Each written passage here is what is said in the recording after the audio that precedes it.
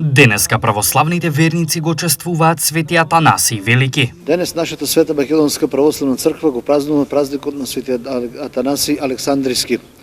Овој голем светител е роден во Александрија во 296 година и како мал бил пратен да го изучува Словото Божјо.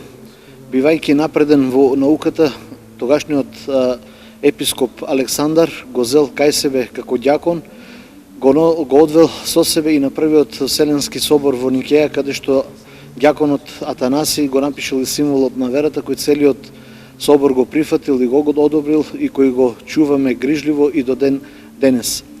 Бивајќи после смртта на Александар, дошол на престолот на Александриската епархија токму Атанасий, но бивајќи гонет од еретиците, бивајќи гонет од аријаните и мелетијците, 17 години поминал во изгнанство, каде што сепак не се предал и се борил за вистината и за чистата вистинска православна вера, со тоа побивајќи ги и Арија и сите други еретици кои учеле различно дека Бог Син е, дека не е единосуштен на Отецот.